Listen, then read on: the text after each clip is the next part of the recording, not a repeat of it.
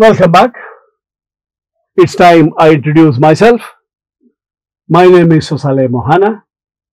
I have taught A-level maths for a considerable period, about 50 years, out of which 10 were in India teaching the +2 syllabus, and then 25 years in Kenya and about 16 years in England. And I'm recording my lessons, short lessons on various topics in A-level pure mathematics. I go through some important information and then I do some examples and I give out a handout where necessary so that students like you can reinforce or revise what your teachers have taught you. This is not, you can't stop going to school and say, oh, Mr. Mona's lessons I'll follow. It may not be in your interest because, I don't have time to go through your doubts. I don't have time to mark your work. I don't have time to set your, logistically, I can't set prep for you and check, go over your difficulties and say, look, this is where you went wrong, this is where you went right. So that's all. Your teacher's doing a fantastic work. My job is only to help you go over what your teachers have taught you in school, in case you need some extra help. And different teachers, or maybe you might learn in it. You might say, oh yeah, at least this is one way of knowing. Oh yes, that's what my teacher told me, but he did it in an easier way and this gentleman is taking it in a different way. But it's possible. Different teachers teach, but the concepts, the methods are all correct, whether it's taught by your teacher or it's taught by me. Yeah. Okay, coming back to this. I yesterday introduced you to the topic in differentiation. I went over the definition of dy by dx or f dash of x or derivative as the rate of change of y with respect to x. Please remember the definition. We keep repeating it later because we're going to use that concept. The rate of change of y with respect to x for infinitesimally small changes in x. So what you do is, if you want to find the derivative from first principle, that means you can't use the formula book. So if the question says in the exam, first principles, you are expected to use the definition of dy by dx over the given function, work out the limit and arrive at the answer. I'll show you 2-3 standard examples. In my handout, there are 2 examples. Then I will also show 1 or 2 formulae which we use in differentiation, but how to prove them from first principles. So let's take an example. Number 1, find the derivative of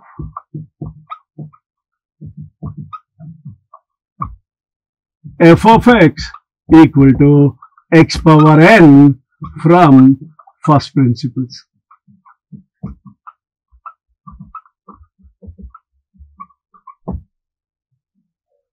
If the question did not say first principles, you straight away say nx power n minus 1. You can use it. If you're not asked to prove by first principles, you can just quote the formula or use the formula. But first principle. So, we're starting with f of x equal to x power n. I need to find f dash x. I need to find what is f of x plus h. Let's find out. What is f of x plus h? Will be x plus h power n. Remember in functions, f of 2 means 2 power n, f of 4 means 4 power n, f of 20 means 20 power n. So f of x plus h means x plus h power n. I could use the general, let's use binomial theorem. N could be in this case any rational index. Yeah.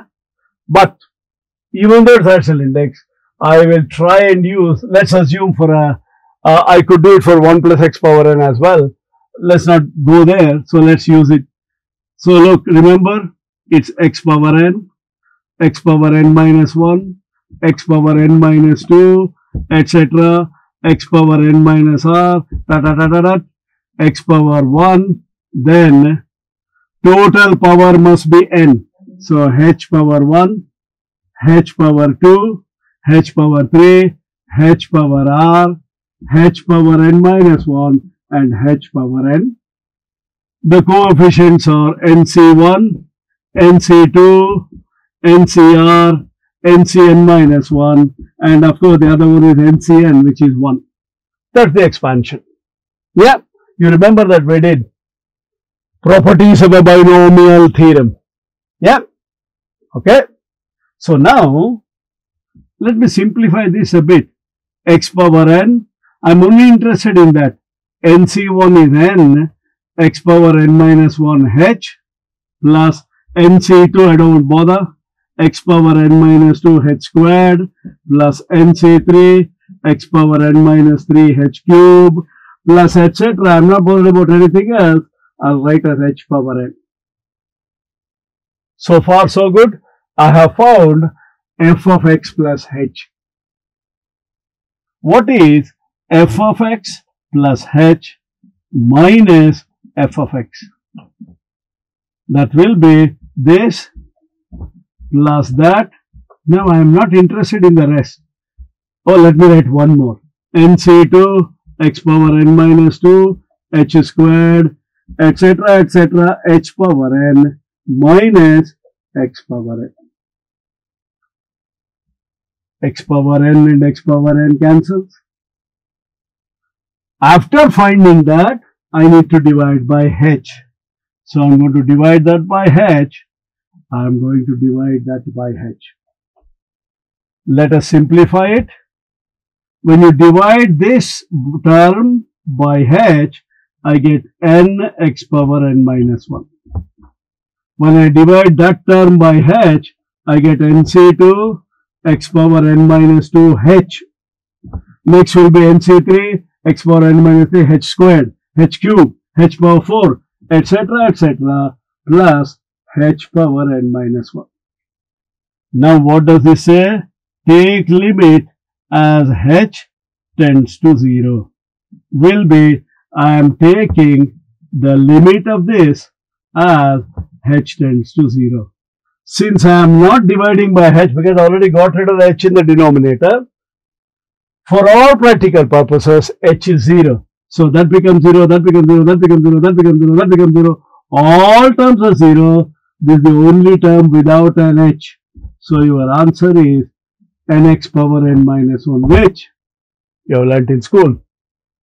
So when you differentiate x power n, you get an x power n minus 1. How you might have remembered that would be bring the power down, then subtract the power by 1. Bring the power x power minus 2 would be minus 2 x power minus 2 minus 1. X power 3 over 4 is 3 over 4 x power 3 over 4 minus 1. Yeah? That's how you do that from first principles. I'll just do one more example. I have done the algebra bit. I will later on prove to you about e power x, but I don't want to scare you at the moment, so I won't touch e power x and ln x for the moment. The second example is show using first principles that d over dx of sin x equals cos x. As I said, you may not need to know this, but where possible, we would like to give you a reason why something is true. Okay? So I start with f of x equal to sin x. If this, look, as I said, your examiners are well within their rights. I want to have a sip of water, please. No, there's air conditioning here. That's why you might see me doing like this. That's because my lips go dry. Air conditioner sucks away the moisture. And you know, it's a closed room without windows. So without the air conditioner, Within half an hour, I'll be sweating. Okay. F of x is sin x. See, that's also correct where we took the tangent at one side. Whereas the other one, toward the end I showed you, you take a point to the right, a point to the left, and allow both points to come, then you get the tangent. That is f of x plus h minus, so I will use that one. So what is f of x plus h? Is sin of x plus h. What is f of x minus h? Is sin of x minus h. Now you might wonder, sir, what is the easiest way of doing this? I prefer you using the formula I taught you, factor formula. Sin p plus sin q is 2 sin p plus q over 2 cos p minus q over 2. But you might find it a bit odd. So what I will do will be expand this. Sin x cos h plus cos x sin h. This one is sin x cos h minus cos x sin h. So what is f of x plus h minus f of x minus h? Would be, I am subtracting these two. When you subtract, sin x cos h goes. I am left with 2 cos x sin h. I am dividing, look, if it is plus h and minus h, the interval width is 2h.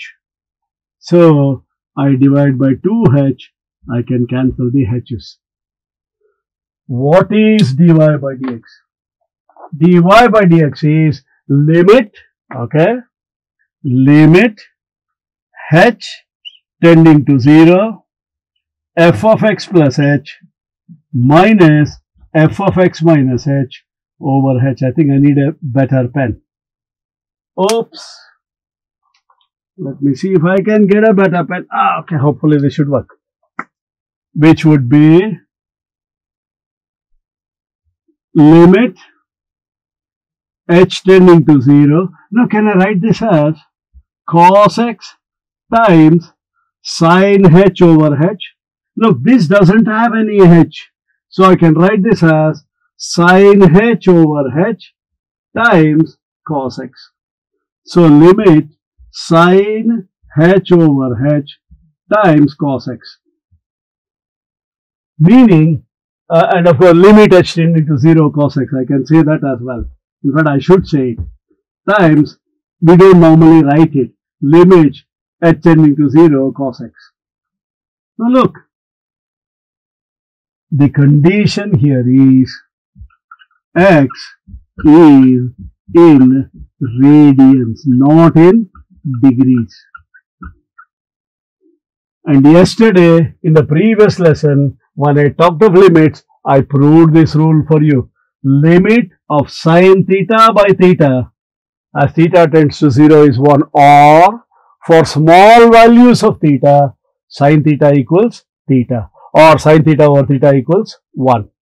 H tends to 0 means small values, so that becomes 1. Here there is no h, so it will remain as cos x, so your answer is cos x. That is how derivative of sin x is cos x. I'll stop at that stage. In the next lesson, I will do just the product rule, and then I'll give you a list of all the functions which you're supposed to know at A level and their derivatives. And in the handout, I'll talk about it in the next lesson. I think that's better. Okay, I'll see you in the next lesson where I will, please, I won't rub this off. I mean, I'm not going to rub this off. I'm not going to rub this formula because I'm going to use them to do product rule. Okay, bye-bye. Hello. I want to take this opportunity to propose a vote of thanks. I would like to thank Vivid Innovations Private Limited and Commerce Forum for so generously giving up their studio and the facilities and the services of their technicians to record all these videos for free. I think that needs to be acknowledged and appreciated. Thank you very much. And my special thanks to Mr. Nitin Mahadevappa, Mr. Nishant Guruswamy, and Mr. Sadan Kumar DN for all their help and assistance in getting these videos ready, uploaded, and launched. Thank you very much.